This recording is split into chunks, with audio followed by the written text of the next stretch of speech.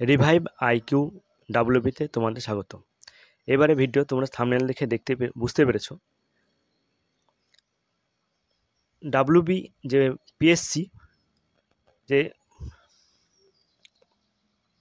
WB এবং এসএসসির যে গ্রুপ ডি রয়েছে, এসএসসি গ্রুপ ডি এবং গ্রুপ সি।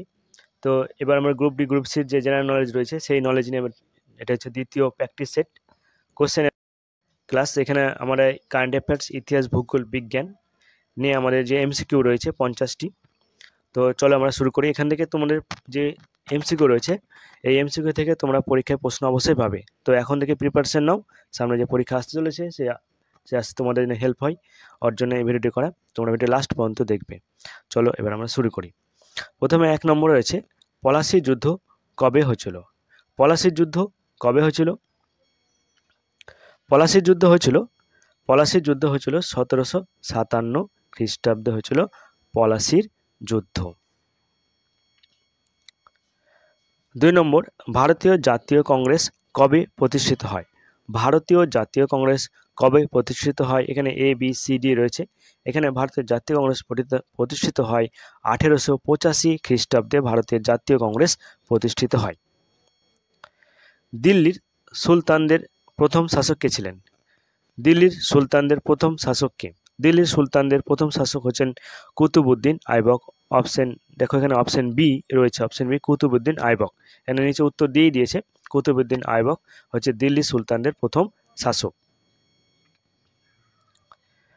স্বাধীন ভারতের প্রথম প্রধানমন্ত্রী কে ছিলেন? স্বাধীন ভারতের প্রথম প্রধানমন্ত্রী কে ছিলেন? এটা তোমরা সবাই পারবে, সর্দার প্যাটেল, সুভাষচন্দ্র বসু, জওহরলাল নেহরু, রাজেন্দ্র প্রসাদ। স্বাধীন ভারতের প্রধানমন্ত্রী কে ছিলেন এটা আমি উত্তর করছি না, তোমরা কমেন্ট বক্সে উত্তর করে দিবে। ভারতীয় সংবিধান কার্যকর হয় কবে? খুব ইম্পর্টেন্ট। ভারতীয় সংবিধান কার্যকর কবে হয়েছিল? 26শে জানুয়ারি 1950, 15ই আগস্ট 1947, 26শে নভেম্বর 1949 এবং 1 জানুয়ারি 1950। কবে হয়েছিল? এখানে 26শে জানুয়ারি 1950 সালে। 26শে জানুয়ারি 1950 সালে, অর্থাৎ অপশন এ ভারতীয় সংবিধান কার্যকর হয়েছিল। এটা সংবিধান থেকে প্রশ্ন, খুব ইম্পর্টেন্ট, আর অবশ্যই তোমরা মনে রাখবে। সুভাষচন্দ্র বসু কর্তৃক গৃহীত বাহিনীর নাম কি? বাহিনীর নামটি কি ছিল? আজাদ হিন্দ ফৌজ, ভারতীয় ফৌজ, জাতীয় সেনা, জাতীয় রাষ্ট্রীয় সেনা ও স্বাধীনতা বাহিনী। কোনটা ছিল? Option A Azad Hind Fauj. স্বদেশী আন্দোলন কোন বিভাজনের সময় শুরু হয়েছিল? কোন বিভাজনের সময়? বঙ্গভঙ্গ, পাঞ্জাব, হায়দ্রাবাদ আন্দোলন, কাশ্মীর সংকট। অপশন এ বঙ্গভঙ্গ আন্দোলনের সময় এই স্বদেশী আন্দোলন শুরু হয়েছিল, বঙ্গভঙ্গ বিরোধীর সময়। অশোক কোন ধর্মের গ্রহণ করেছিলেন? খুব ইম্পর্টেন্ট। অশোক কোন ধর্ম গ্রহণ করেছিলেন? অশোক অপশন সি বৌদ্ধ ধর্ম গ্রহণ করেছিলেন। তৃতীয় পানিপথ যুদ্ধ কাদের মধ্যে হয়েছিল? তৃতীয় পানিপথ যুদ্ধ কাদের মধ্যে হয়েছিল? তৃতীয় পানিপথ যুদ্ধ কাদের মধ্যে হয়েছিল? অপশন বি মারাঠা এবং আফগানের মধ্যে তৃতীয় পানিপথ যুদ্ধ হয়েছিল। এখানে মারাঠা এবং আফগান উত্তর দেওয়া রয়েছে। মহাত্মা গান্ধীর জন্মস্থান কোথায়? মহাত্মা গান্ধীর জন্মস্থান কোথায়? মহাত্মা গান্ধীর জন্মস্থান হচ্ছে অপশন সি পোরবন্দর। এটা কিন্তু গুজরাটে রয়েছে। উদ্ভিদের খাদ্য তৈরি হয় কোন কোষে? কোন অংশ? উদ্ভিদের খাদ্য তৈরি হয় কোথায় অংশ হয়? কাণ্ড, মূল, পাতা, ফুল। কোথায় উদ্ভিদের খাদ্য তৈরি হয়? পাতাতে। রক্তে অক্সিজেন বহন করে কোন উপাদান? রক্তে অক্সিজেন বহন করে কোন উপাদান? প্লাজমা, হিমোগ্লোবিন, ইউরিয়া এবং প্লেটলেট। কেউ করে? অপশন বি হিমোগ্লোবিন রক্তে অক্সিজেন বহন করে। মানুষের শরীরের সবচেয়ে বড় অঙ্গ কোনটি?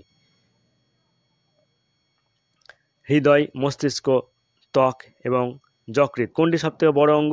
মানুষের শরীরের সবথেকে বড় অঙ্গ হচ্ছে অপশন সি ত্বক। অপশন সি হচ্ছে ত্বক। কোন ধাতু সাধারণ তাপমাত্রায় তরল থাকে? পারদ, লোহা, তামা এবং সোনা। এখানে কোনটা থাকে? অপশন এ পারদ। দেখো সবগুলোই, দেখো প্রশ্নগুলো দেখো খুব ইম্পর্টেন্ট এবং স্ট্যান্ডার্ড। তোমরা এরকম টাইপের প্রশ্ন আসবে, তো তোমরা এরকম যে এমসিকিউগুলো যে প্র্যাকটিস রয়েছে সব এই টাইপেরই আমি দিয়ে থাকবো। তো তোমরা চ্যানেলটি নতুন যারা আছে তারা অবশ্যই সাবস্ক্রাইব করবে এবং নিয়মিত ভিডিওগুলো দেখতে থাকবে, তাহলে তোমার অবশ্যই তোমাদের পরীক্ষায় হেল্প হবে। মানব শরীরে রক্ত পরিশোধন করে কোন অঙ্গ? মানব শরীরে রক্ত পরিশোধন করে কোন অঙ্গ? হৃৎপিণ্ড, যকৃৎ, বৃক্ক, ফুসফুস। কোন অঙ্গ রক্ত পরিশোধন করে? অপশন সি বৃক্ক। অপশন সি বৃক্ক। H2O কি নির্দেশ করে? H2O কি নির্দেশ করে? অপশন কোনটা? লবণ, জল, অক্সিজেন এবং বায়ু। কি জল করে? কি নির্দেশ করে? অর্থাৎ জল নির্দেশ করে H2O। কোন গ্যাস উদ্ভিদ গ্রহণ করে? Oxygen, nitrogen, carbon dioxide, hydrogen. এখানে option C carbon dioxide gas উদ্ভিদ গ্রহণ করে। সূর্য কোন ধরনের গ্রহ? সূর্য কোন ধরনের গ্রহ? উল্কা, নক্ষত্র, ধূমকেতু এবং হচ্ছে গ্যাস গ্রহ। কোনটা? নক্ষত্র। কানের সবচেয়ে ছোট হাড়ের নাম কি? কানের সবচেয়ে ছোট হাড়ের নাম অপশন এ হবে স্টেপিস। অপশন এ স্টেপিস হচ্ছে কানের সব থেকে ছোট হাড়। এই স্টেপিস মানব শরীরের সব থেকে ছোট হাড়ও হচ্ছে স্টেপিস। জল ফুটতে কত ডিগ্রি সেলসিয়াস লাগে? Option C 100 degree Celsius. Option C 100 degree Celsius লেগে থাকে জল ফুটতে। এবার আমরা ভূগোল থেকে, ভারতের বৃহত্তম রাজ্য আয়তনে কোনটি ভারতের বৃহত্তম রাজ্য? অপশন সি রাজস্থান ভারতের বৃহত্তম রাজ্য আয়তনে। ভারতের দীর্ঘতম নদী কোনটি? ভারতের দীর্ঘতম নদী হচ্ছে গঙ্গা। ভারতের দীর্ঘতম নদী গঙ্গা। ভারতের দক্ষিণতম বিন্দু কোনটি? ভারতের দক্ষিণতম বিন্দু কন্যাকুমারী, রামেশ্বরম, কোচি, ইন্দিরা পয়েন্ট। এখানে অনেকেই বলবে কন্যাকুমারী বা কেউ বলবে ইন্দিরা পয়েন্ট। ভারতের দক্ষিণতম বিন্দু হচ্ছে অপশন ডি ইন্দিরা পয়েন্ট।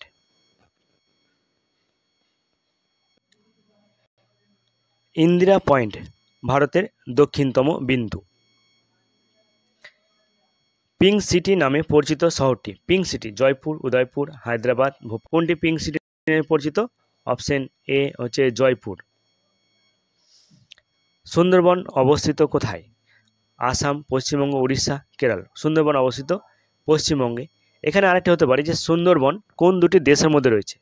প্রশ্ন এখানে উত্তর হবে বাংলাদেশ এবং ভারতের মধ্যে, অর্থাৎ ভারতের রাজ্য পশ্চিমবঙ্গ এবং বাংলাদেশের মধ্যে সুন্দরবন রয়েছে। হিমালয় কোন ধরনের পর্বত?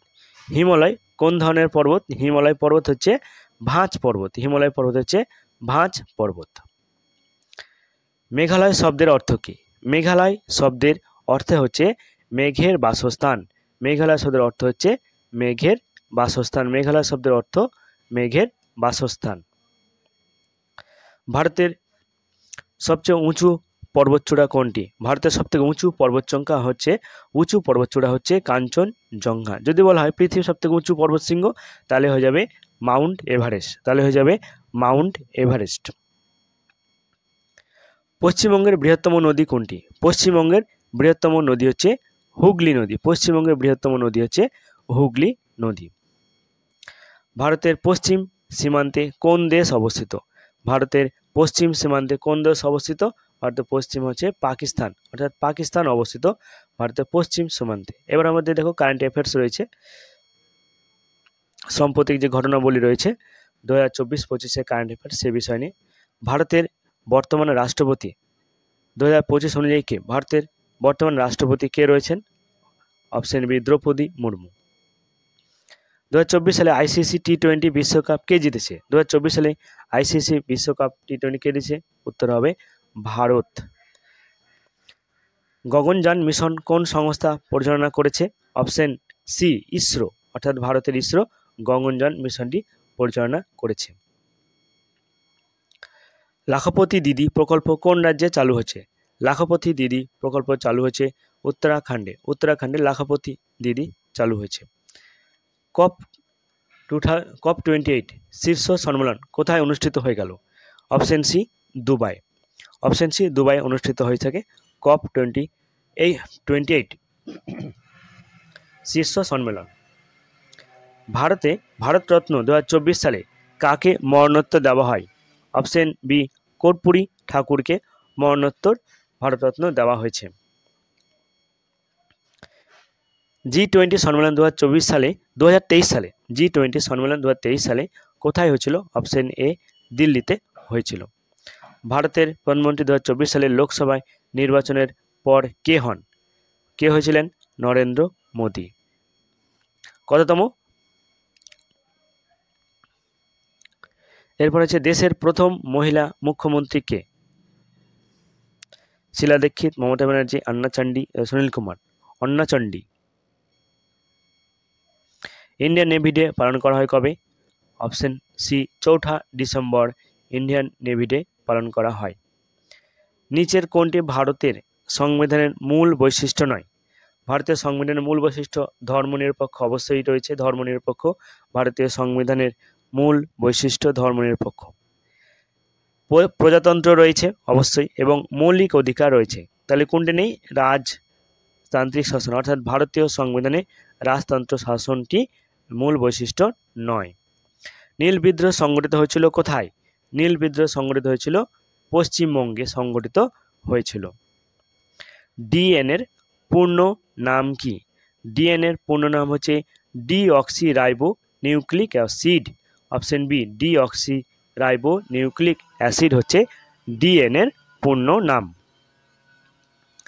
ভারতের ঐতিহাসিক তাজমহল কোন শহরে অবস্থিত?